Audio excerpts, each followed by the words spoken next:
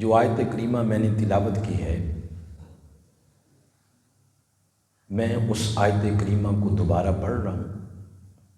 میرے ساتھ تمام احباب اس آیت کریمہ کے الفاظ اپنی زبان کو حرکت دے کر تلاوت کریں، تاکہ آیت کے ایک ایک لفظ کا نور دلوں کو میسر ہو۔ بسم اللہ الرحمن الرحیم، بلند آواز سے پڑھیں۔ انما ولیکم اللہ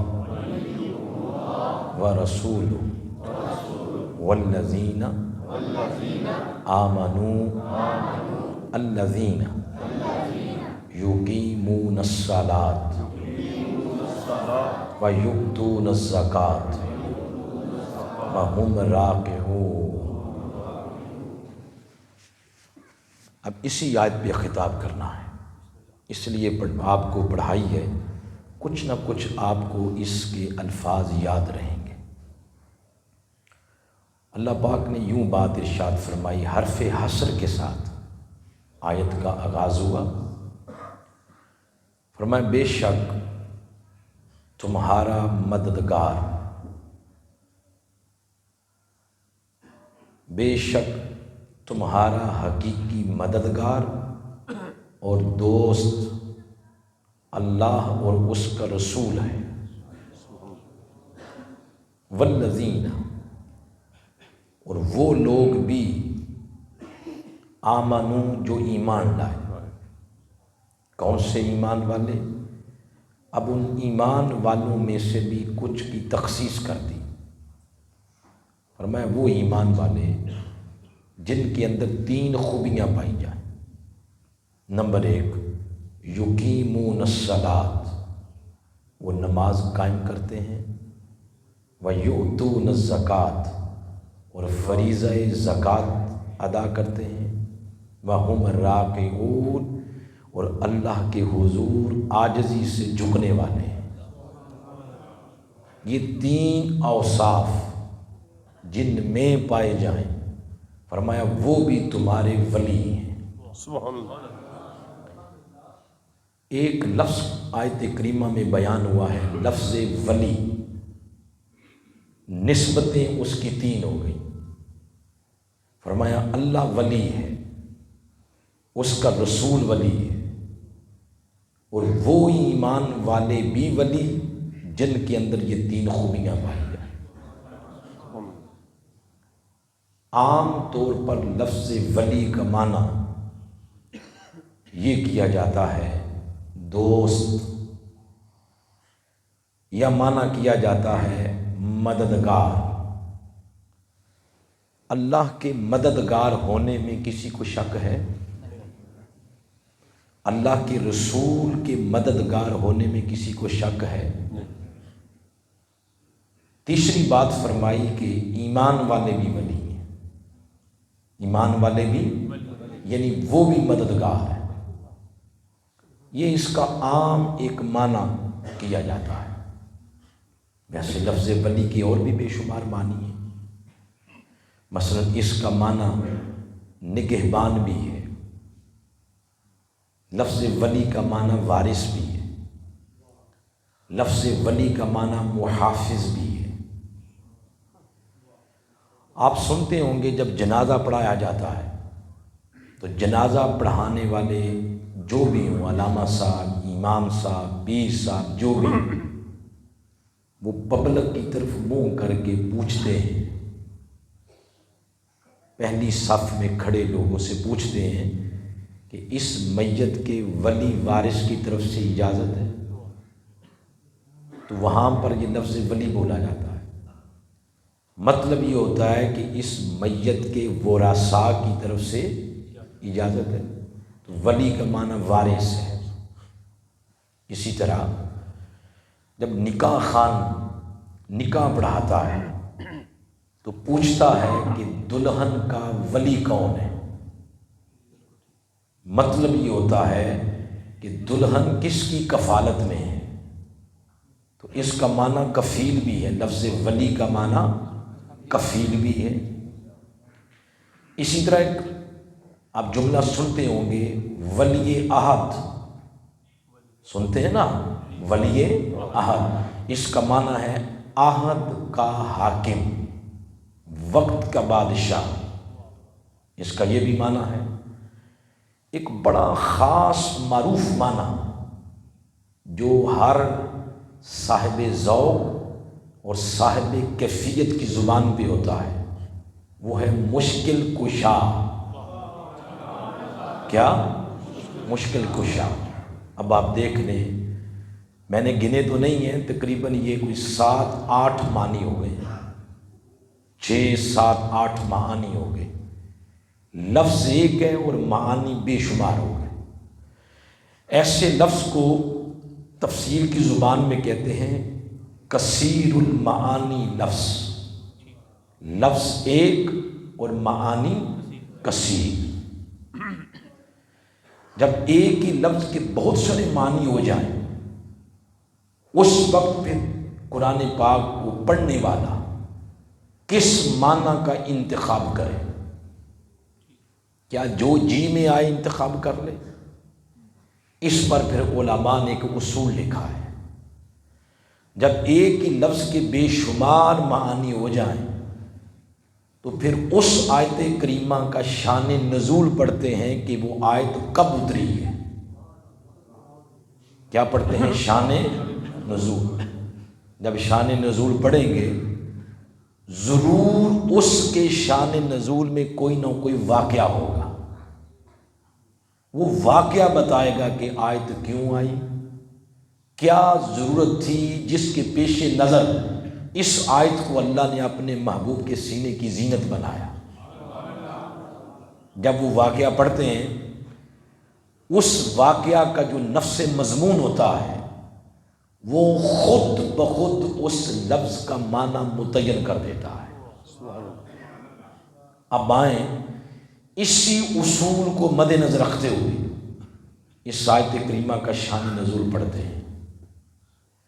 اگر تو کسی آج کے مفسر کی تفسیر سے پڑھا تو ایک انسانی نیچر ہے کہ جو چیز قریب ہوتی ہے نا وہ اس کو اچھی نہیں لگتی، یہ ایک انسانی نیچر ہے۔ جیسے کہتے نہیں ہیں دور کے ڈھول سہانے لگتے ہیں، تو قریب کی چیز جتنی مرضی خوبصورت ہو اس بندے کو اچھی نہیں لگتی۔ اس صدی کو چھوڑتے ہیں، دوسری صدی کو بھی، پھر تیسری کو بھی، 10 صدیاں پہلے ایک تفسیر لکھی گئی جس کا نام ہے احکام القرآن۔ اس کے رائٹر ہیں امام ابو بکر الجساس، انہوں نے قرآن کی تفسیر لکھی۔ یہ وہ زمانہ ہے جو حضور علیہ السلام کے زمانہ مبارک کے قریب قریب کا ہے۔ انہوں نے اپنی تفسیر کے اندر ایک چیپٹر بنایا ہے جس کا نام رکھا ہے اعمال یسیرہ، یعنی وہ اعمال اگر نمازی سے نماز میں سرزد ہو جائیں تو نماز کی صحت پر کوئی اثر نہیں پڑتا۔ انہیں بے شمار لکھے ہیں، یہ کام اگر نمازی نماز میں کر دے نماز نہیں ٹوٹتی، یہ کر دے نہیں ٹوٹتی، یہ کر دے نہیں ٹوٹتی، بہت سارے لکھے ہیں۔ وہ سارے اعمال لکھ کر دلیل ایک حدیث مبارکہ دی ہے کہ ان سارے اعمال سے نماز کی صحت پر اثر نہیں پڑتا، دلیل اس کی یہ حدیث ہے۔ وہ حدیث حضرت ابو ہریرہ رضی اللہ تعالیٰ عنہ سے مروی ہے۔ آپ فرماتے ہیں مسجد میں ہم سارے بیٹھے تھے، صحابہ کرام کسی علمی مسئلے پر آپس میں گفتگو کر رہے ہیں۔ ان کی علمی ڈسکشن کے دوران مسجد میں مولا علی شیر خدا داخل ہوئے۔ آپ نے مسجد میں آ کر نماز کی نیت سے رب کے حضور کھڑے ہو گئے۔ جو بھی نماز تھی، وقتی نماز تھی یا کوئی نفل نماز تھی، جو بھی تھی، مگر نماز کی حالت میں اللہ کے حضور کھڑے ہو گئے۔ آپ کی نماز کے دوران ایک اور شخص مسجد میں آیا، وہ وضع قطع سے معلوم ہو رہا تھا کہ بندہ غریب ہے، کوئی مسکین۔ آپ کے ساتھ ہی آگے کھڑا ہو گیا اور وہ نماز نہیں پڑھ رہا بلکہ وہ رب کے حضور کچھ اپنی حاجات پیش کرنا ہے۔ اس نے یوں اللہ کی بارگاہ میں وہ گویا ہوا، وہ عرض کرتا ہے مولا میں بھوکا ہوں، مجھے کھانا چاہیے، میں حاجت مند ہوں، میری حاجت روائی کر، میں مشکل میں ہوں، میری مشکل کشائی کر۔ یہ وہ بار بار یہ لفظ بولتا رہا۔ تھوڑی دیر بعد یہ بات کر کے تو مسجد سے نکلنے لگا۔ کہتا ہے باری تعالیٰ دیر بہت ہو گئی، نہ کھانا ملا، یعنی بات دعا کیے ہوئے بہت دیر ہو گئی، نہ کھانا ملا، نہ حاجت روائی ہوئی، نہ مشکل کشائی ہوئی، تو میں مایوس ہی جا رہا ہوں۔ جوں ہی وہ مولا علی کے پاس سے گزرنے لگا، آپ نے نماز کی حالت میں ہی اپنا دایاں ہاتھ اس کے آگے کر دیا۔ آپ کے ہاتھ مبارک کی انگلیوں میں سے کسی انگلی میں ایک انگوٹھی تھی، قیمتی نگینہ اس میں جڑا ہوا ہے۔ بس ہاتھ آگے کیا، اب قرینہ حال اس بات پہ دلالت کر رہا تھا کہ انگوٹھی اتار لو، جا کے بازار بیچ کے اپنی ضرورتیں پوری کر لو۔ یہ کہا نہیں ہے، قرینہ حال۔ قرینہ حال کا مطلب یہ ہے یہ میرے سامنے جگ پڑا ہوا ہے، میں جگ اٹھا کے ایسے کروں تو جو بندہ بھی لے گا جگ، وہ باہر جا کے اس میں پانی بھر کے لائے گا۔ کیا خیال ہے وہ سالن لائے گا؟ بولو، پانی لائے گا۔ میں نے تو نہیں اسے کہا کہ پانی لاؤ، اسے خود پتا ہے۔ یعنی وہ حالت جگ دینا اور اس کا پکڑنا، میرا جگ دینا، یہ حالت اس بات پہ دلالت کر رہی ہے کہ جگ میں پانی چاہیے۔ اس کو کہتے ہیں قرینہ حال۔ تو قرینہ حال اس بات پہ دلالت کر رہا تھا کہ منگتے سائل مایوس نہ جا، انگوٹھی اتار لے اور بازار جا کے بیچ کر اس سے اپنی ضرورتوں کو پورا کر لے۔ اس نے انگوٹھی اتار لی اور چلا گیا، اس کا کام ہو گیا۔ مگر مسجد میں بیٹھے ہوئے لوگوں کے ذہنوں میں کئی سوال چھوڑ گیا کہ ایسا کرنے سے علی کی نماز کی صحت پہ کوئی اثر پڑا ہے؟ نماز ہوئی یا نہیں ہوئی؟ یہ سوالات پیدا ہو گئے دیکھنے والوں کے ذہنوں میں۔ مولا علی کی جب نماز مکمل ہوئی، سلام پھیرا، تو صحابہ کرام اٹھ کے آپ کے قریب آ گئے، پوچھتے ہیں علی یہ آج کیا کیا آپ نے نماز میں؟ ہمیں اب یہ بتائیں نماز ہو گئی ہے یا نہیں ہوئی؟ قبل اس کے کہ وہ کچھ بولتے تو کسی صحابی نے کہا کہ بھائی حضور بھی گھر میں خود موجود ہیں، آپ سے پوچھتے ہیں۔ اب سب صحابہ حضور کے در اقدس میں چلے گئے، عرض کی گئی، حضور اسلام باہر تشریف لائے تو صحابہ کرام نے، اس کے ساتھ شرارت نہ کریں، اسی جگہ رکھیں جدھر پہلے تھا۔ تو جب عرض کی گئی حضور اسلام باہر تشریف لائے، صحابہ کرام نے پھر وہ سارا مسئلہ بیان کیا کہ یا رسول اللہ آج یہ ہوا، اب آپ بتائیں علی کی نماز ہوئی ہے یا نہیں؟ قبل اس کے کہ حضور کچھ بولتے، آسمان سے جبریل سورۃ المائدہ کی آیت نمبر 55 لے کر حاضر ہو گیا۔ یہ اس آیت کریمہ کا شان نزول ہے، اور آ کے عرض کرتا ہے یا رسول اللہ صلی اللہ علیہ وسلم آپ انہیں بتا دیں بے شک تمہارا ولی اللہ ہے، تمہارا ولی اللہ کا رسول ہے، اور تمہارا ولی وہ ایمان والے بھی ہیں جو حالت نماز میں کھڑے ہوتے ہیں، سبحان اللہ، زکوٰۃ دیتے ہیں، عاجزی کے ساتھ اللہ کے حضور جھکے رہتے ہیں۔ جوں ہی اس آیت کریمہ کو صحابہ نے سنا، وہ خوش ہو گئے کہ ہمارا کام ہو گیا۔ یہ اس کا سارا شان نزول ہے۔ ہم نے اس شان نزول کو بیان اس لیے کیا کہ لفظ ولی کا معنی متعین ہو جائے کہ لفظ ولی کا معنی کیا ہے۔ واقعہ آپ نے وہ پڑھ لیا، سن لیا۔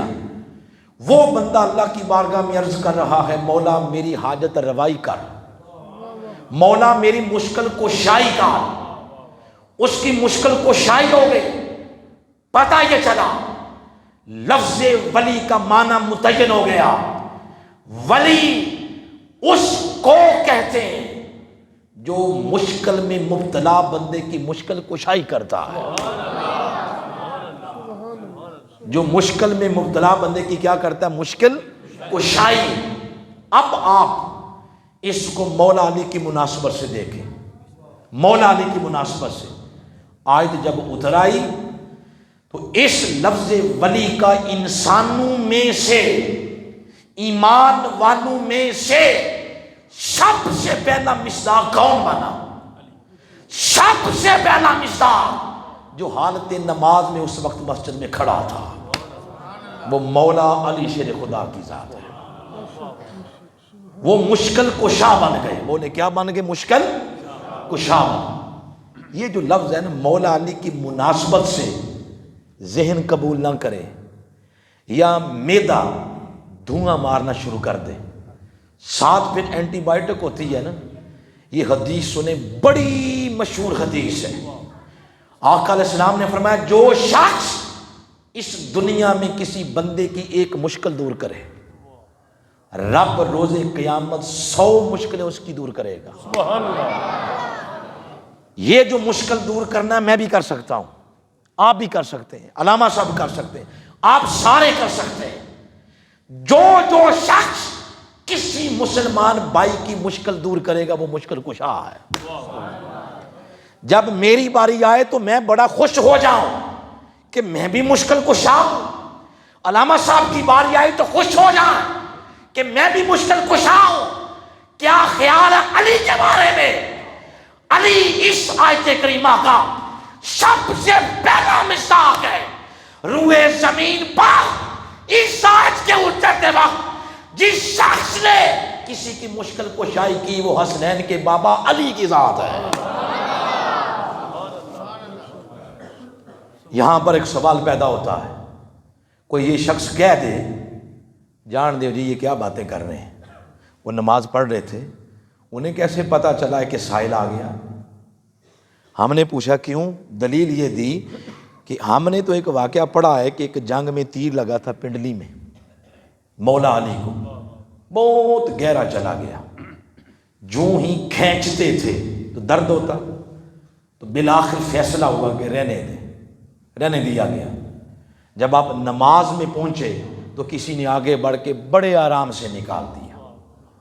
بعد ازاں جب سلام پھیرا تو پوچھا وہ تیر کدھر گیا ہے؟ تو بتانے والوں نے بتایا ہم نے نکال دیا ہے۔ قسم کھا کے فرمایا چمٹی کے کاٹنے جتنا درد جو ہوتا ہے نا اس کا احساس بھی نہیں ہوتا۔ سبحان اللہ۔ معترض یہ اعتراض کر رہا ہے جن کو تیر کے نکلنے کی خبر نہیں ہوئی ان کو سائل کے آنے کی خبر کیسے ہوئی؟ یہ معترض اعتراض کرتا ہے۔ بڑا سادہ سوال، بڑا سادہ جواب ہے۔ بتائیں جب وہ سائل یہ دعا کر رہا تھا کہ مولا میری مشکل کشائی کر، مولا میری حاجت روائی کر، یہ دعا اللہ کی بارگاہ میں گئی یا نہیں؟ انہو هو السمیع البصیر۔ ہر شے کی، ہر جاندار کی، ہر بے جان کی سنتا رب ہی ہے۔ تو بتائیں اس کی دعا اس کی بارگاہ میں گئی یا نہیں؟ بولیں گئی؟ پھر بتائیں دعا اللہ کی بارگاہ میں گئی یا نہیں؟ جب دعا اللہ کی بارگاہ میں گئی، علی اس وقت کہاں کھڑے تھے؟ وہ بھی تو اللہ کی بارگاہ میں تھے۔ اور یاد رکھیں اللہ خود فزیکلی نہیں آتا زمین پہ کسی کی مدد کرنے، فزیکلی نہیں آتا۔ یہ جملہ ہر مسلک بولتا ہے کہ اللہ مسبب الاسباب ہے، اللہ مسبب الاسباب ہے۔ وہ کوئی نہ کوئی سبب پیدا کرتا ہے۔ وہ شخص جو مشکل میں مبتلا تھا، مصیبت میں مبتلا تھا، اس شخص کی مشکل دور کرنے کا سبب جو اللہ کی بارگاہ سے بنا وہ مولا علی کی ذات ہے۔ مشکل کشا مولا علی ہے۔ لفظ ولی کا معنی متعین ہو گیا کہ ولی اس کو کہتے ہیں جو لوگوں کی کیا کرتا ہے؟ مشکل کشائی کرتا ہے۔ یہی بات قرآن حکیم کے ایک اور مقام سے کرتے ہیں۔ کبھی سورہ بنی اسرائیل کو پڑھیں آپ، 17 نمبر سورہ ہے، اس میں حضور نبی اکرم صلی اللہ علیہ وآلہ وسلم کی دعا بیان ہوئی ہے۔ حضور کی دعا، آیت نمبر 80، بڑی معروف دعا ہے۔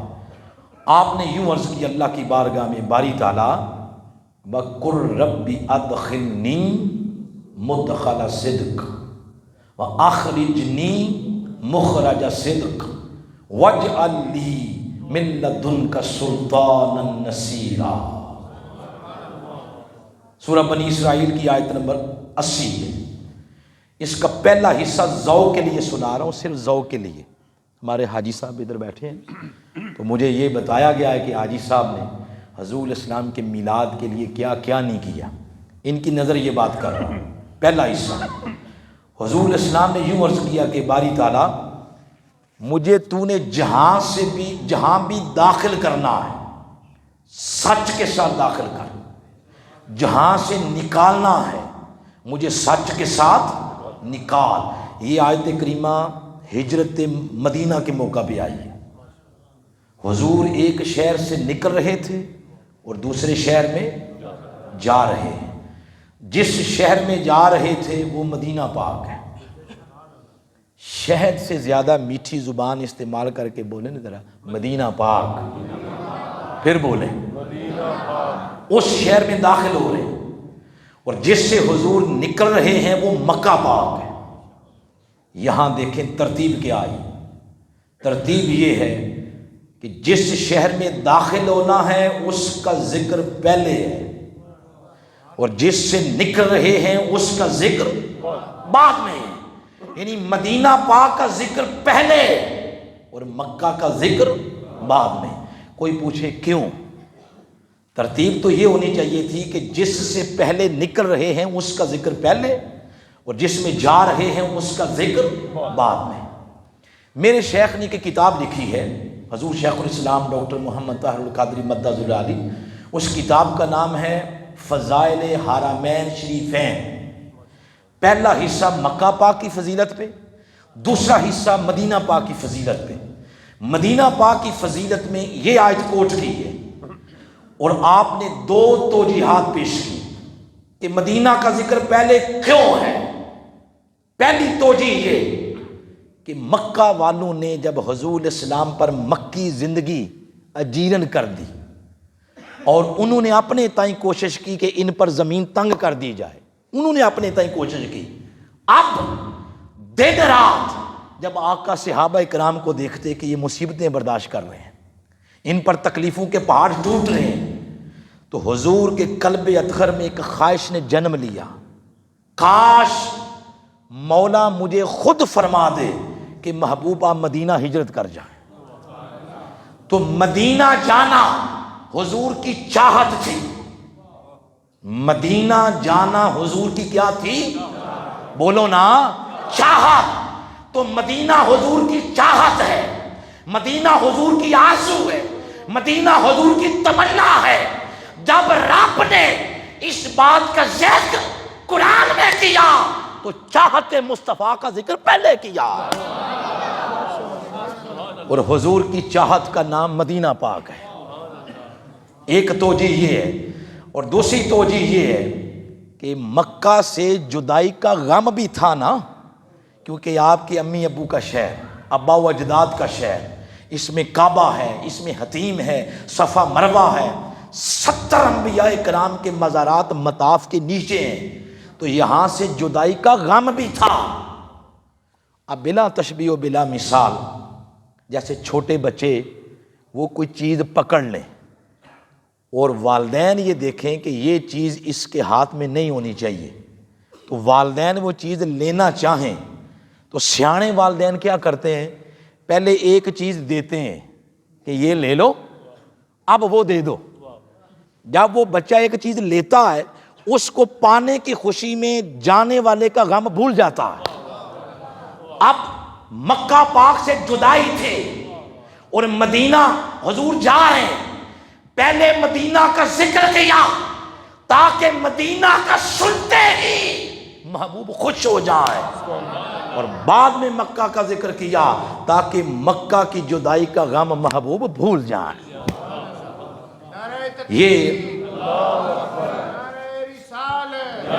یہ بات ذوق کے لیے کی ہے۔ اگلی بات لے لیتے ہیں، حضور اسلام کی دعا کا اگلا حصہ، ایک ایک لفظ میرے ساتھ بولیں، پڑھیں ذرا۔ وَاجْعَلْ لِي مِن لَدُنْكَ سُلْطَانًا نَصِيرًا، یہ دعا کے اگلے الفاظ ہیں۔ اس دعا کے ساتھ ایک اور آیت کو کوٹ کرتے ہیں، پھر علی علی ہو جائے گی انشاءاللہ۔ سورہ طٰہٰ، سورہ نمبر 20، اس کی ابتدائی آیات ہیں، آیت نمبر 25۔ اس آیت نمبر 25 میں دعائے موسیٰ ہے۔ پہلے جو ہم نے سنائی ہے وہ دعائے مصطفیٰ ہے، یہ دعائے موسیٰ ہے علیہ السلام۔ آپ اللہ کی بارگاہ میں عرض کرتے ہیں، قال رب اشرح لی صدری، اے میرے مولا مجھے شرح صدر عطا فرما۔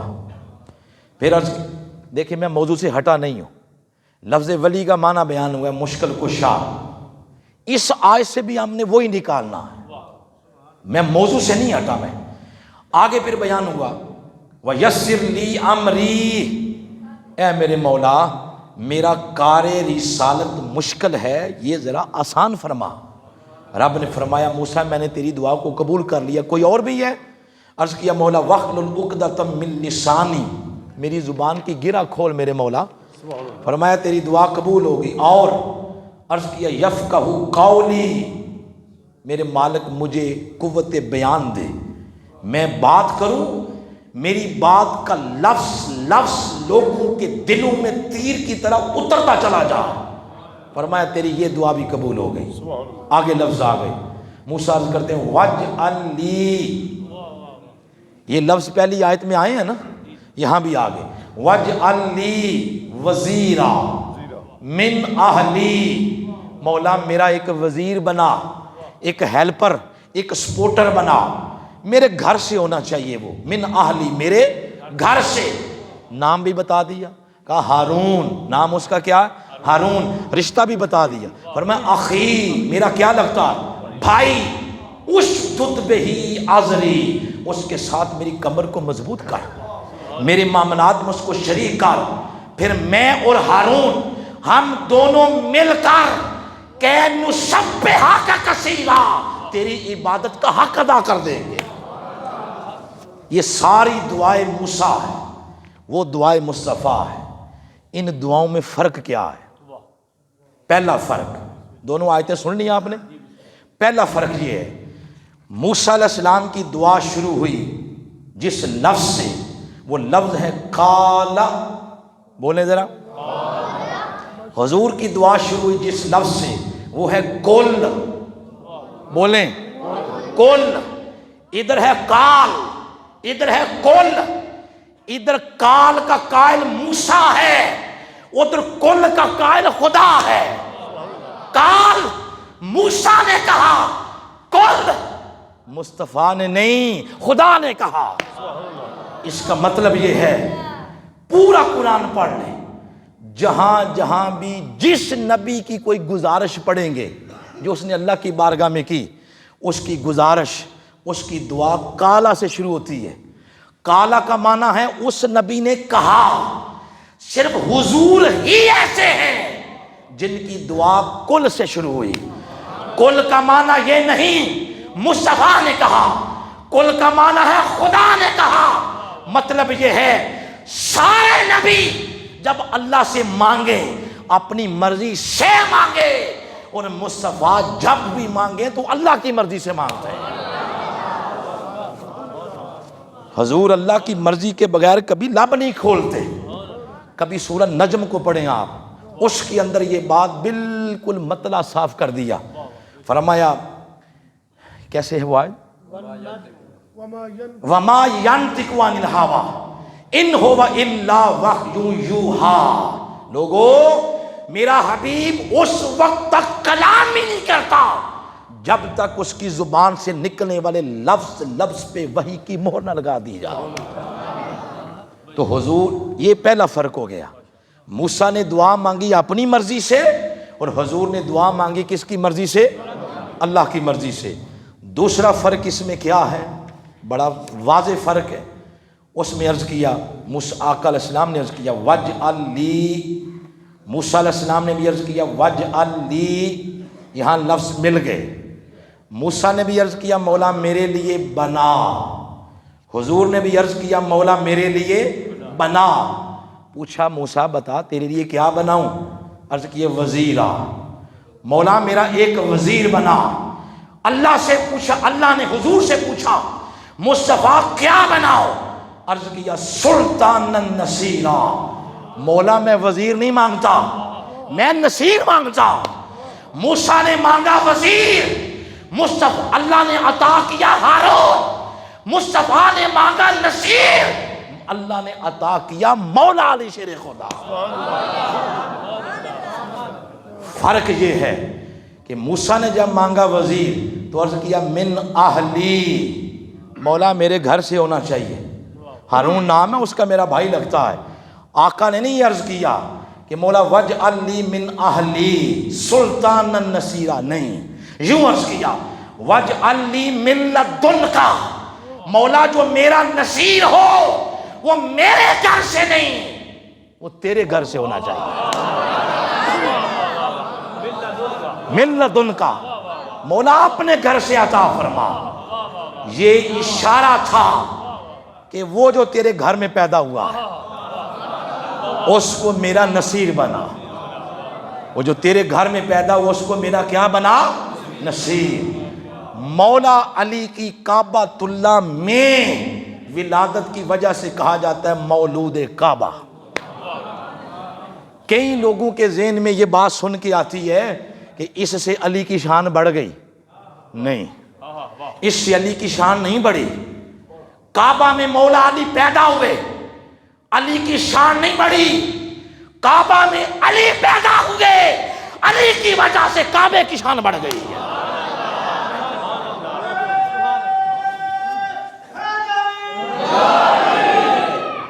کوئی پوچھے اس کی دلیل کیا ہے تو دلیل بھی سن لیں، سمپل سادی بات ہے۔ یہ غالباً مسلم شریف کی حدیث ہے۔ حضور علیہ السلام جب طواف فرما رہے تھے تب مطاف میں تو آپ رک گئے تھے اور کعبۃ اللہ کو فرمایا کعبہ تیری عزت بڑی ہے، تیری بڑی عظمت ہے، تیرا بڑا وقار، تیری بڑی تکریم ہے، مگر ایک بندہ مومن کی عزت تجھ سے بھی کئی گنا زیادہ ہے۔ ہر ایک بندہ مومن جس کی عزت حضور فرما رہے ہیں کعبہ سے زیادہ ہے، تو جس وہ ہستیاں جن کے قدموں کی دھول کی برکت سے ہمیں ایمان کی دولت ملتی ہے اس کے مقام کا عالم کیا ہوگا۔ تو اس طرف اشارہ کیا کہ مولا جو تیرے گھر میں پیدا ہوا اس کو میرا کیا بنا؟ بولے نصیر۔ اب لفظ نصیر پہ تھوڑی سی آپ کی توجہ اس سے بھی زیادہ چاہیے، ویسے آپ بڑی توجہ سے سن رہے ہیں۔ لفظ بولیں ذرا نصیر، پھر بولیں تین لفظ اور بولنے، نہیں میں بولوں گا آپ نے سننے ہیں۔ ایک لفظ ہے نصر، ایک ہے ناصر، ایک ہے منصور، ایک ہے نصیر۔ کتنے ہو گئے؟ نصر، ناصر، منصور، نصیر۔ ان سارے الفاظ کا روٹ ورڈ، مبدا، منبع، مصدر، جہاں سے یہ سارے لفظ نکلے ہیں وہ ہے نصر۔ بولے کیا؟ نصر سے بنا ناصر، نصر سے بنا منصور، نصر سے بنا نصیر۔ نصر سمجھیں ماں ہے، اس کے سارے آگے بیٹے ہیں، اولاد ہے، اسی سے لفظ نکلا ناصر، اسی سے لفظ نکلا منصور، اسی سے لفظ نکلا نصیر۔ جیسے دیکھیں میکسیمم ایسا ہوتا ہے کہ بچوں کی شکل والدین جیسی ہوتی ہے، ایسا ہی ہے نا, بیٹا اور باپ کھڑا ہو تو کئی لوگ دیکھ کے کہتے ہیں یہ آپ کا بیٹا تو نہیں, پوچھتے ہیں آپ کو کیسے پتا چلا, کہتے ہیں شکل جو مل رہی ہے. تو بتائیں ناصر کی شکل نصر سے ملتی ہے یا نہیں؟ کیونکہ ناصر میں نون صاد را, نصر میں بھی تینوں. منصور کی شکل نصر سے ملتی ہے یا نہیں؟ اس میں بھی نون صاد را وہ نصر ہے. نصیر کی شکل بھی اسی طرح ہے. تو یہ سارے لفظ نصر سے نکلے ہیں. اب ان کے معنی سنیں. نصر کا معنی ہے مدد, منصور کا معنی جس کی مدد کی جائے, ناصر کا معنی جو مدد کرے, نصیر کا معنی جو مدد کرے. اب حضور نے کیا مانگا؟ آپ اگر میں آیت صحیح پڑھ رہا ہوں تو آپ نے کہنا صحیح, غلط پڑھ رہا ہوں تو آپ نے کہنا غلط. میں پڑھنے لگا ہوں. کیا حضور نے یوں مانگا وَاجْعَلْ لِي مِن لَدُنْکَ سُلْطَانًا نَصْرًا؟ غلط ہے نا. پھر دوسرا سنیں, کیا حضور نے یوں عرض کیا وَاجْعَلْ لِي مِن لَدُنْکَ سُلْطَانًا نَاصِرًا؟ غلط ہے نا. اب سنیں وَاجْعَلْ لِي مِن لَدُنْکَ سُلْطَانًا نَصِیرًا. اب صحیح ہے نا. گویا اس کا مطلب ہے حضور نے مدد نہیں مانگی, یہ نہیں عرض کیا مولا نصر دے, مدد دے, مدد نہیں مانگی, مددگار مانگا. اب ناصر کا بھی معنی ہے مددگار, نصیر کا معنی بھی ہے مددگار. 4 لفظ بولے تھے نا ہم نے, 2 سائڈ پہ ہو گئے, نصر بھی سائڈ پہ ہو گیا, منصور بھی سائڈ پہ ہو گیا. اب 2 رہ گئے, ایک ہے ناصر, ایک ہے نصیر. معنی دونوں کا ایک ہے. ناصر کا معنی بھی مددگار اور نصیر کا معنی بھی مددگار. آقا نے کیا مانگا؟ ناصر نہیں, نصیر. کیوں نصیر مانگا اور ناصر کیوں نہیں مانگا؟ اس کے لیے آپ کو ایک مثال دینا چاہتا ہوں. یہ مہینہ ہے شعبان, رجب. رجب کے بعد کیا آئے گا؟ شعبان کے بعد کیا آئے گا؟ یقیناً اس مسجد میں, شاہ صاحب کی مسجد ہے, ایسا ہو نہیں سکتا, اس مسجد میں یقیناً نماز تراویح ہوتی ہوگی, اور صرف صورتیں نہیں پڑھی جاتی ہوں گی بلکہ پورے قرآن کی تلاوت ہوتی ہوگی. ایسے ہی ہے نا. کئی نمازی پورا سال اس میں نماز پڑھتے ہیں. جب رمضان آتا ہے تو سارے نمازی یا کمیٹی بیٹھ کے فیصلہ کرتی ہے کہ حافظ قرآن لے آئیں سنانے والا. ٹھیک ہے جی, لے آئے. پھر کہتے ہیں تو ویسے ہم بھی سامع سننے والے, لیکن ایک اسپیشل سامع بھی لے آئیں. ہم کبھی سنتے کبھی سوئیں گے بھی, یعنی گڈی کدے کچے دے بھی چڑھے گی کدے پکے دے بھی. ایک سامع لے آئیں جو پکے پہ ہی رہے اور سنتا رہے. وہ جو سنتا اس کو کہتے ہیں سامع. بولے کیا کہتے ہیں؟ سامع. سامع کا معنی سننے والا. کیا خیال ہے؟ عید کے بعد بھی وہ ادھر ہی رہتا ہے, عید کے بعد وہ چلا جاتا ہے. اس کا مطلب ہے وہ ایسا سننے والا ہے جو عارضی ہے. کیا ہے؟ عارضی, سننے والا. کیا خیال ہے یہ شان اللہ کی نہیں ہے؟ اللہ نہیں سنتا؟ بولو. پورے قرآن میں اس نے اپنے آپ کو سامع نہیں کہا کہ میں سنتا ہوں. اس نے کیا کہا؟ سورہ بنی اسرائیل کی آیت نمبر 1 میں فرمایا انہو هو السمیع. اس نے کہا تم سامع ہو, میں نہیں سامع, میں سمیع ہوں. تو مولا سامع اور سمیع میں فرق کیا؟ فرمایا سامع عارضی سننے والا اور سمیع ہمیشہ ہمیشہ سننے والا. سامع اور سمیع میں فرق پتہ چل گیا؟ بولیں آپ تسمیہ پڑھیں ذرا سارے, تسمیہ بسم اللہ پڑھیں نا سارے. اس میں اللہ کی, ایک اللہ کا نام آیا, 2 اللہ کی صفات. آخری صفت کیا ہے؟ رحیم. بولیں رحیم کا معنی کیا ہے؟ ہمیشہ رحم کرنے والا. رحم آپ بھی کرتے ہیں, میں بھی کر سکتا ہوں. ہم رحم کریں گے تو ہمیں کہا جائے گا راحم. راحم. اور اللہ نے اپنے آپ کو راحم نہیں کہا, اس نے کہا میں رحیم ہوں. مولا ہم کیوں راحم؟ فرمایا تمہارا رحم کرنا عارضی ہے اور میرا رحم کرنا ہمیشہ ہمیشہ کے لیے. اب یہ تو آپ کے لیے بات ہوگی. میرے بھائی بھی بیٹھے ہیں علماء, میرے بھائی ہیں, ان کے لیے بات عرض کر رہا ہوں. یہ جو رحیم، یہ جو سمیع، اور یہ جو لفظ آ گیا نصیر، یہ صفت مشبہ کا صیغہ ہے. صفت مشبہ کے اندر جو صفت ہوتی ہے وہ عارضی نہیں ہوتی، وہ دائمی ہوتی ہے. اگر اللہ کی بارگاہ سے آقا عرض کرتے مولا ناصر دے، معنی یہ ہوتا کہ بس ایک دو جنگوں کے لیے مجھے ناصر چاہیے، مددگار، عارضی مددگار نہیں. عرض کیا سلطان النصیرہ، مولا نہ میں نصر مانگتا ہوں نہ میں ناصر مانگتا ہوں، میں مانگتا ہوں نصیر، ایسا مددگار جو ہمیشہ ہمیشہ مدد کرے. کب تک؟ فرمایا جب بھی روئے زمین کا کوئی خطہ، پاکستان، انڈیا، بنگلہ دیش، شرق، غرب، قیامت تک جو شخص کہے یا علی مدد، آگے بڑھ کے اس کی بھی مدد کرتا رہے.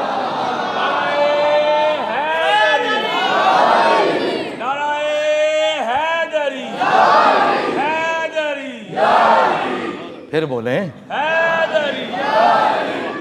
یہ نہیں عرض کیا مولا ناصر دے، عارضی مددگار. فرمایا مولا نصیر، ایسا مددگار دے جو میری امت کی ہمیشہ ہمیشہ مدد کرتا رہے.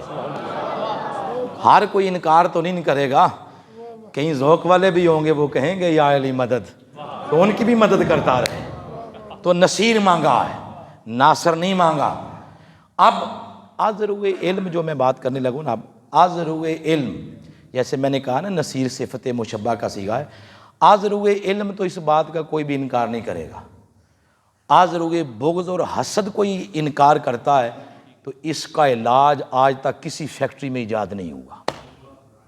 تو آقا علیہ السلام نے کیا مانگا اللہ کی بارگاہ سے؟ بولیں نصیر. اب شان نصیریت یعنی مددگار، مشکل کشا دے، جو مشکل کشائی کرے، مدد کرے، وہ عطا کر.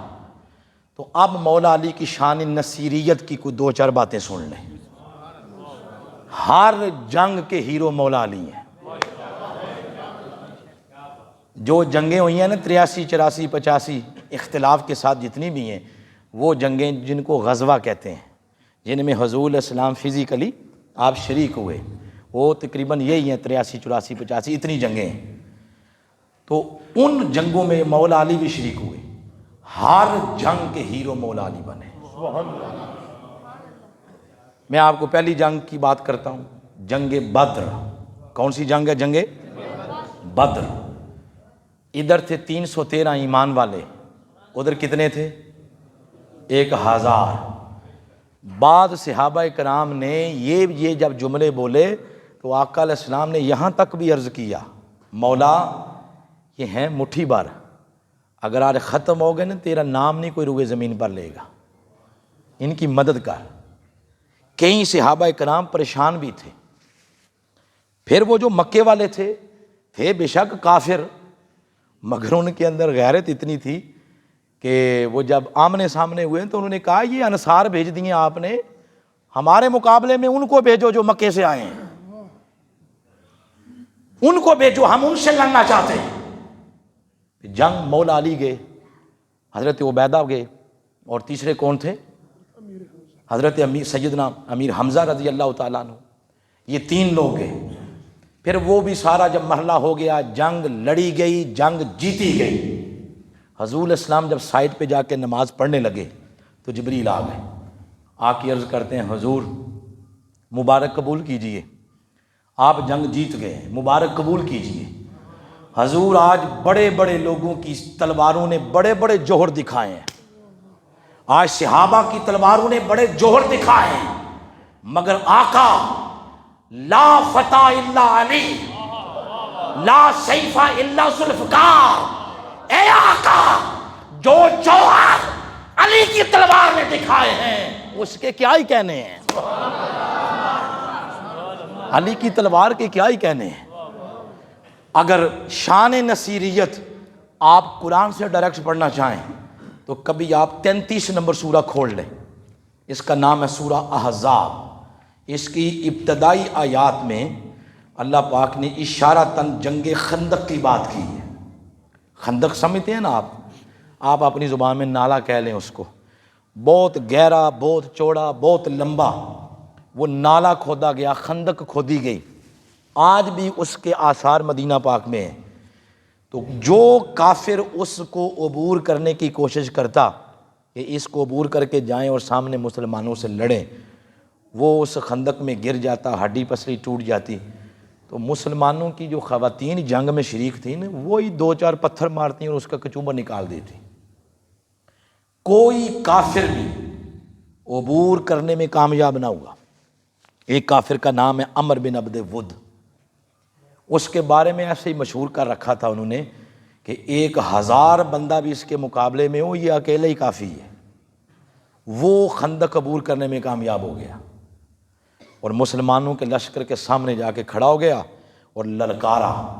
اس نے کہا ہاں بھی جوانوں، کون ہے جو میرا مقابلہ کرے گا؟ مجھے پہچانو، میں عمر بن عبد ود ہوں۔ اب ذرا قرآن کی بات سن لیں۔ قرآن فرماتا ہے اذ جاؤکم من فوقکم ومن اسفل منکم واذ زاغت الابصار۔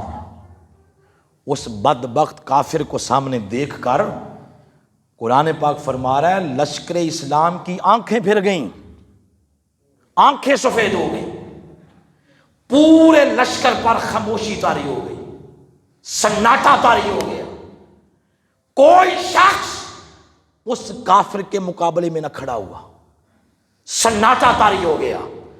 اس پورے لشکر کا سناٹا اور خاموشی جس شخص کے نعرے تکبیر نے توڑی وہ مولا علی کی ذات۔ آپ نعرے تکبیر لگاتے ہوئے کھڑے ہو گیا۔ اب حضور علیہ الصلوۃ والسلام آپ تشریف فرما تھے ادھر اپنے چبوترے پہ، آپ علیہ السلام نے ادھر سے اشارہ کیا علی کو بٹھاؤ، اور کوئی اٹھے علی کو بٹھاؤ۔ ویسے اگر ہم وہاں ہوتے نا، اب میں آپ کو بتانے لگا ہوں، حضور کے لیے صحابہ کرام حضور کو جنگ میں نہیں آنے دیتے تھے، عرض کرتے تھے حضور ہم کس لیے ہیں؟ آپ چبوترے پہ بیٹھے ہیں حضور، اور آپ علیہ السلام کے سب سے بڑے گارڈ ہوتے تھے سیدنا فاروق اعظم، وہ آپ کے گارڈ تھے، الگ چبوترے پہ بیٹھ کے حضور دعا کرتے اور رہنمائی کرتے۔ اور اللہ نہ کرے اگر ہم ہوتے نا وہاں پاکستانی قوم، تو ہم کہتے ہاں خود تو کنٹینر میں بیٹھے ہوئے ہیں، ہمیں ادھر لڑنے مرنے کے لیے بھیج دیا ہے۔ یہ اب سیرت پڑھیں، کبھی سیرت، لیڈر نہیں کبھی جنگوں میں آتے، کبھی کوئی جرنیل سنا ہے جا کے بارڈر پہ لڑتا ہے، وہ پیچھے رہ کے پش کرتا ہے، پلاننگ کرتا ہے، ان فوجیوں کو وہ حوصلہ افزائی کرتا ہے۔ تو وہ آقا علیہ السلام الگ چبوترے پر تھے، وہاں سے اشارہ کیا کہ علی کو بٹھاؤ، مولا علی بیٹھ گئے۔ اس کو پھبتیاں کسنے کا موقع مل گیا، اس نے کہا ڈر گئے ہو، دل نہیں کر رہا، ہمت نہیں ہو رہی کہ میرے مقابلے میں آؤ نا مقابلے میں۔ کہاں گئی وہ تمہاری جنتیں، کہاں گئے تمہارے جہاد؟ یہ پھبتیاں کسنے لگا۔ قرآن کہتا اس کی باتیں سن کر لشکر اسلام کی کیفیت یہ تھی وَبَالَغَتِ الْقُلُوبُ الْحَنَاجِرَ، لشکر اسلام کے دل حلق سے باہر آ رہے تھے۔ وَتُظُنُّونَ بِاللَّهِ الظُّنُونَ، اللہ لشکر اسلام کو فرما رہا ہے اس دن تو تمہارا میرے بارے میں بھی خیال عجیب و غریب ہو گیا تھا، یہ کہاں ہے اللہ کی مدد، مشکل کشائی کیوں نہیں کرتا وہ؟ اب دوسری بار بھی اس سناٹے کو توڑا تو مولا علی نے توڑا، کھڑے ہو گیا۔ آقا نے پھر فرمایا علی کو بٹھا دو، بھائی کوئی اور اٹھے۔ اب جب مولا علی بیٹھے، پورے لشکر اسلام کی حالت یہ تھی ہنالک ابتلی المؤمنون، مومنون مسلمانوں کا لشکر مشکل میں مبتلا ہو گیا، لفظ قرآن میں مشکل میں مبتلا ہو گیا۔ وَزُلْزِلُوا زِلْزَالًا شَدِيدًا، اور یوں لگ رہا تھا جیسے زلزلے کے جھٹکے لگ رہے ہوں۔ تیسری بار بھی اس خاموشی کو مولا علی کے نعرے تکبیر نے توڑا، کھڑے ہو گیا۔ اب پھر آقا علیہ السلام نے فرمایا ٹھیک ہے علی آ جاؤ۔ مولا علی بھی آ گئے اور آقا علیہ السلام چبوترے سے نیچے آئے اور آ کے حضور علیہ السلام نے اپنا امامہ مبارک مولا علی کے سر پہ رکھ دیا، سبحان اللہ، اپنی تلوار دے دی، تلوار ذوالفقار، فرمایا علی جاؤ لیکن یہ بات یاد رکھنی ہے، یہ تو پاگل ہے نا، بیوقوف ہے، اسے کیا خبر کہ میرا پالا کس سے پڑنے لگا ہے۔ تو ایسا کرنا ہے کہ ہوش اور جوش ان دونوں پہ کنٹرول رکھنا ہے۔ عرض کیا حضور آپ کے فرمان کا مطلب کیا ہے؟ فرمایا مطلب یہ ہے وار نہیں پہلے کرنا۔ اب یہ جنگ ہے، جنگ میں حضور علیہ السلام کی تعلیمات دیکھیں، امن کا درس دیا جا رہا ہے، سلامتی کا درس دیا جا رہا ہے۔ جنگ کوئی پھولوں کی سیج نہیں ہے، تلواروں کی جھنکار میں بھی مصطفیٰ کی تعلیمات سلامتی پر مبنی ہے، امن پر مبنی ہے۔ فرمایا وار نہیں پہلے کرنا۔ تو آقا میں نے کرنا کیا ہے؟ فرمایا جا کے اس کو اسلام کی دعوت دو، ہو سکتا ہے کلمہ پڑھ لے۔ تو حضور اگر اس نے قبول نہ کیا، میری دعوت قبول نہ کی، تو پھر فرمایا پھر بھی اجازت نہیں ہے، پھر بھی انتظار کرنا وہ کیا کرتا ہے، جیسا وہ کرے گا پھر ویسا تم کرنا۔ اب مولا علی ادھر چلے گئے اور آقا علیہ السلام اپنے چبوترے پہ۔ اب میری طرف دیکھیں، جب حضور جا رہے تھے نا اپنے چبوترے پہ، تو جاتے جاتے حضور نے ایک بار پلٹ کے پھر دیکھا اور آنکھوں میں آنسو تھے۔ عرض کیا مولا رب لا تذرنی فردا، مجھے اکیلا نہ چھوڑنا مولا، میرے علی کی حفاظت کر۔ میں دعا کرتے کرتے حضور چبوترے پہ چلے گئے۔ اب علی اور عمر بن عبد ود آمنے سامنے ہیں۔ اس نے پوچھا جوان کیا نام ہے تیرا؟ بڑا جوش ہے، 3 بار تمہیں میں نے دیکھا نعرہ مارتے اٹھتے ہوئے، نام کیا ہے تمہارا؟ اب اپنا تعارف کروایا، فرمایا سن میرا نام ہے علی ابن ابی طالب۔ اپنا تعارف اپنے باپ کی مناسبت سے کروایا ہے۔ ہم ہیں کہ ان کے والد کو مسلمان ہی نہیں سمجھتے، وہ اپنا تعارف ہی اپنے والد کے نام سے کروا رہے ہیں۔ ارے اپنے ایمان کی فکر کرو، ان کے ایمان کو چھوڑو۔ ہم کیا ہیں، ہم کون ہیں، کتنے پانی میں ہیں، اپنے ایمان کی فکر کرو۔ تعارف حضرت ابو طالب کی نسبت سے کروایا۔ جب اس نے سنا کہ یہ ابو طالب کے بیٹے ہیں تو کہنے لگا کہ وہ تو میرے دوست تھے۔ تو دوستوں کی اولاد بھی اپنی اولاد کی طرح ہوتی ہے۔ کہنے لگا جاؤ تمہیں معاف کیا، کیا یاد کرو گے؟ آپ نے نبی سے بولو کسی اور کو بھیجو۔ مولا علی نے دیکھا کہ یہ تو بندہ کوئی سمجھ نہیں رہا، لائٹ لے رہا ہے۔ اب آپ نے اس کو اشتعال دلایا، فرمایا بدبخت دشمن اسلام، میری تلوار تیرا سر قلم کرنے کے لیے بے چین ہے۔ اشتعال دلایا نا اسے۔ تو اس نے کہا پھر وار کریں، کرو وار۔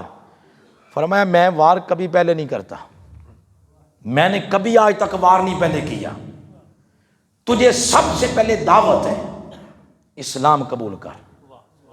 اس نے کہا قبول کروں گا تو کیا ملے گا؟ کہا جنت۔ کہنے لگا یہ تقریر پہلے بھی سنی ہوئی ہے، میرے ساتھ بات کرنی ہے تو ہتھیار کی زبان سے کرو، یہ نہیں میں سننا چاہتا۔ فرمایا پھر تیار ہو جو جنگ کے لیے۔ اس نے کہا تیار ہو، وار کرو۔ فرمایا وار کبھی علی نے پہلے کیا ہی نہیں۔ کیوں؟ فرمایا میرا نام ہے علی۔ کیا نام ہے؟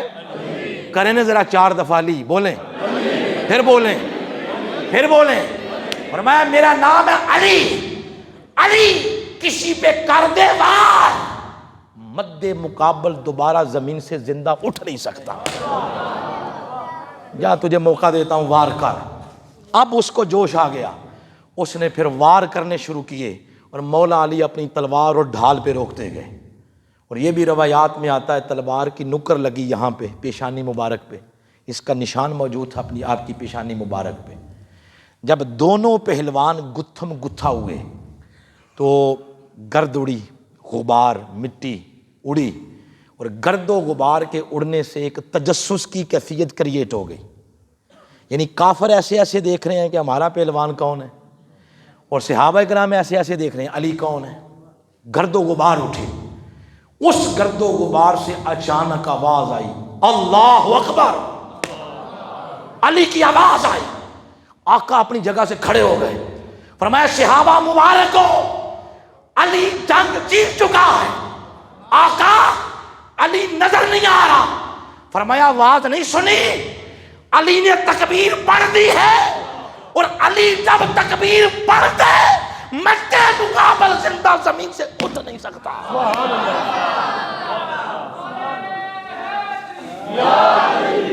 اور پھر ایسا ہی ہوا، جب گرد و غبار چھٹ گئی، دیکھنے والوں نے یہ منظر دیکھا کہ وہ جو بڑے بڑے دعوے کر رہا تھا، اس کے لوہے کا ہیلمٹ، اس کا اپنا جسم دو حصوں میں چیر دیا مولا علی نے، اور وہ زمین پہ پڑا ہے، اور تلوار ذوالفقار مولا علی زمین سے نکال رہے ہیں، اور آقا نے مسکرا کے فرمایا علی مبارک ہو، یہ تلوار اگر تیرے ہاتھ میں نہ ہوتی تو میں نے دی تھی تلوار، میں نے، اس کا دستہ تیرے ہاتھ میں نہ ہوتا زمینوں کا سینہ چیر کے رکھ دیتی آج۔ پھر حضور خوش ہوئے اور اٹھ کے آپ نے 2 نفل پڑھے، آج اس جگہ مسجد الفتح بنی ہوئی ہے، آج جا کے آپ زیارت کر سکتے ہیں۔ اب آئیں یہ واقعہ سنایا کیوں ہے؟ لشکر اسلام کی کیفیت دیکھیں، اتنا مشکل میں مبتلا، فرمایا اذ زاغت الابصار، آنکھیں سفید ہو گئیں، وبالغت القلوب الحناجر، دل حلق سے باہر آ رہے تھے، اللہ کے بارے میں عجیب و غریب خیالات آ رہے تھے، ہنالک ابتلی المؤمنون، پورا لشکر اسلام مشکل میں مبتلا ہو گیا، وزلزلوا زلزالا شدیدا، اور یوں لگ رہا تھا جیسے زلزلے کے جھٹکے لگ رہے ہوں۔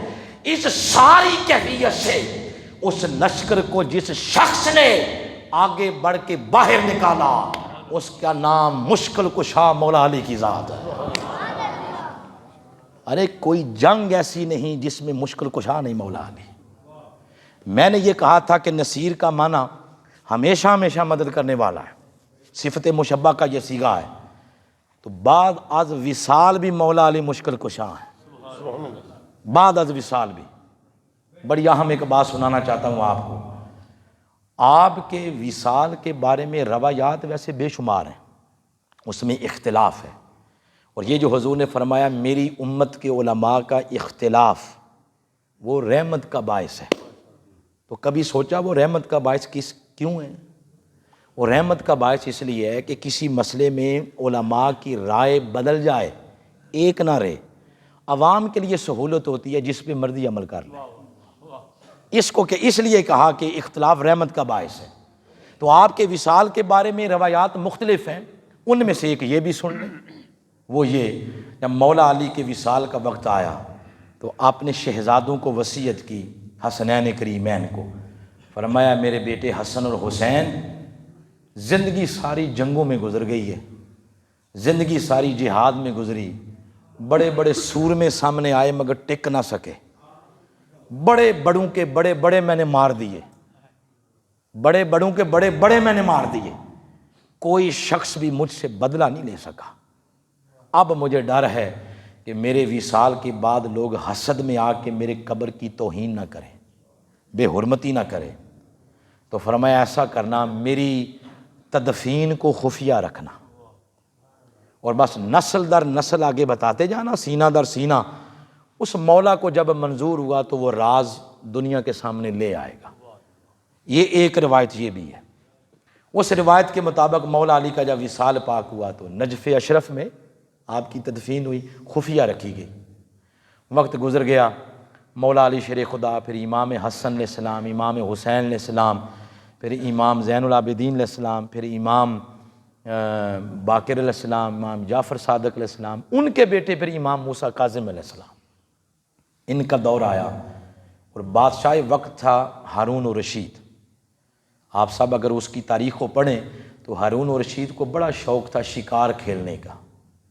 شکار کھیلنے گیا جنگل میں داخل ہو رہا ہے تو اس نے منظر یہ دیکھا کہ جنگل کے اندر سے ایک ہرن باہر آ رہا ہے دوڑتا ہوا، اور اس کے پیچھے شیر لگا ہوا ہے، اور ہرن گھنے جنگل میں نہیں گیا، گھنے جنگل سے باہر آ رہا ہے، اور باہر آ کے ایک جھاڑی کے پاس آرام سے بیٹھ گیا، اور شیر تھوڑی دور ہو کے بیٹھ گیا۔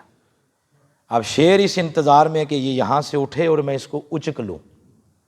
ہارون الرشید یہ سارا منظر دیر تک آنکھوں سے دیکھتا رہا، بہت دیر ہوئی تو شیر بھی مایوس ہو کے چلا گیا۔ ہارون الرشید تجسس کی کیفیت میں آ گیا اپنے محل، آ کے اس نے دربار لگایا، وزیروں کو مشیروں کو اکٹھا کیا، واقعہ سارا سنایا، اور سنا کے کہا اب مجھے بتاؤ وہ جھاڑی کیا ہے، یہ واقعہ کیوں ہوا ایسا؟ تو کوئی کسی نے کوئی تخمینہ لگایا، کسی نے کچھ مطمئن کوئی نہ ہوا، تو کسی مشیر نے کہا حضور یہ کو پھر صاحب نظر ہی بتا سکتا ہے۔ پوچھا پھر ڈھونڈو نا کوئی صاحب نظر، تو کسی نے کہا امام موسیٰ کاظم موجود ہیں، ان سے پوچھتے ہیں۔ اب امام موسیٰ کاظم ان کے پاس جب گئے تو جب آپ نے سنا تو پھر رو پڑے، فرمایا لگتا یہ ہے کہ راز افشا کرنے کا وقت آ گیا ہے۔ کہا ہارون و رشید وہ جھاڑی نہیں ہے، وہ میرے جد امجد مولا علی کی قبر پاک ہے۔ پھر ساری بات سنائی، یہ واقعہ تھا۔ اس نے کہا بتائیں وہ شیر اور ہرن یہ کیا ہے؟ فرمایا سمپل سادی بات ہے، وہاں اللہ کا شیر سویا ہوا ہے اور ہرن سمجھتا تھا کہ مشکل کشاں ہے۔ کاش آج کا انسان جانوروں جیسی عقل ہی لے لے، اس کو پتا تھا مشکل کشاں۔ فرمایا جہاں اللہ کا شیر سویا ہو، دنیا کے شیر کی کیا مجال ہے کہ کسی کی جان لے لے۔ بعد از 20 سال بھی مشکل کشاں مولا علی ہیں۔ جن کے بچے آرمی میں ہیں وہ بتائیں ذرا، پاک آرمی میں سب سے زیادہ جو بہادری کے جوہر دکھاتا ہے اس کو کیا انعام دیا جاتا ہے؟ نشان حیدر۔ تو نشان حیدر منڈی کے کسی بابا حیدر کے نام پہ نہیں ہے، نشان حیدر مولا علی کے نام پہ ہے۔ پاکستان کے بانی کا نام کیا ہے؟ بولے نہ مولا نہ محمد علی جناح۔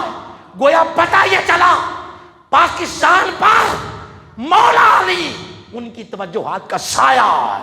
یہ تو 70 سال ہوئے ہیں نا، 100 سال گزر جائیں، 200 سال گزر جائیں، اس ملک کا کوئی بال بھی کا نہیں کر سکے گا، اس لیے کہ اس پر ان نفوس قدسیہ کا سایہ ہے جن کا نام مولا علی شیر خدا۔ اس کی آزادی کے سورج کو کبھی گرہن نہیں لگے گا۔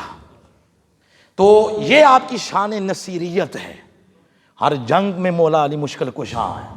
آج بھی کوئی نیت صمیم قلب سے ان کی طرف توجہ کرتا ہے تو وہ توجہ کرتے ہیں، مشکل کشائی ہوتی ہے، حاجت روائی ہوتی ہے۔ بات یہاں پہ ختم کر رہے ہیں کہ خوش قسمتی آپ کی کہ آپ یہ ذکر سننے کے لیے آئے۔ بدبختی اجتماعی طور پر یہ ہے کہ دشمن نے ایک بیج بویا ہے، کئیوں کو خرید لیا پیسے دے کے کہ علی کے نام لیووں پر آپ شیعہ ہونے کا فتویٰ لگا دیں، کئیوں کو خرید لیا پیسے دے کر کہ جو صحابہ کا نام لے تم ان پر فتوے لگا دو۔ امت کو 2 لخت کر دیا ہے، حالانکہ وہ 2 لخت تھے نہیں، وہ تو آپس میں اس طرح تھے۔ صحابہ کرام میں سے سب سے ٹاپ کا نام، جب کوئی کہے کہ صحابہ کا نام لو تو جو زبان پہ نام آتا ہے وہ سیدنا صدیق اکبر کا نام آتا ہے۔ آپ کی بیٹی خود فرماتی ہیں، ام المؤمنین حضرت عائشہ صدیقہ فرماتی ہیں میں نے ابا جان سے پوچھا ابا جان اگر کسی مجلس میں علی بھی بیٹھے ہوں آپ بھی بیٹھے ہوں تو آپ انہیں کیوں تکتے رہتے ہیں؟ فرمایا سمیعت رسول اللہ، میں نے تو حضور سے سنا تھا، آپ نے فرمایا یقول النظر الی وجہ علی عبادۃ، علی کے مکھڑے کو دیکھنا عبادت ہے۔ میں تو علی علی کر کے یا علی کا چہرہ دیکھ کے عبادت کرتا رہتا ہوں۔ میسج آج کی اس مجلس میں یہ ہے کہ علی کا نام لیتے ہیں نا، ہم لیں ذرا بلند آواز سے، پھر لیں۔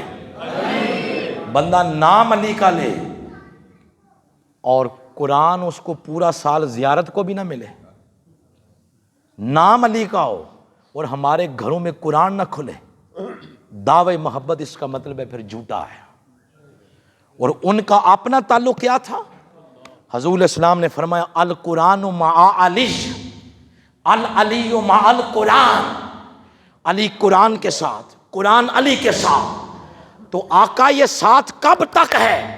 فرمایا لن یفترقا، کبھی بھی یہ جدا نہیں ہوں گے، حتی یارد الحوض، حتیٰ کہ روز قیامت حوض کوثر پر بھی یہ دونوں میری بارگاہ میں آئیں گے۔ قرآن کے بارے میں فرمایا النظر الی القرآن عبادۃ، قرآن کی زیارت بھی عبادت ہے۔ اس کو دیکھیں ذرا، دیکھا نا آپ نے، حضور نے فرمایا قرآن کو دیکھنا بھی عبادت ہے۔ ادھر کیا فرمایا؟ علی کے مکھڑے کو دیکھنا عبادت ہے۔ اگر آقا کو اس کو پڑھے تو پھر فرمایا ایک حرف کے بدلے 10 نیکیاں ملیں گی. تو آقا اگر کوئی اس کو پڑھے تو پھر فرمایا ذکر علی عبادت، علی کا نام لینا بھی عبادت ہو جاتا. آقا اگر کوئی اس کو حفظ کرے تو پھر فرمایا ایک سورہ بھی اگر کسی کے سینے میں ہو اس کو جہنم کی آگ سے دور کر دیا جائے گا.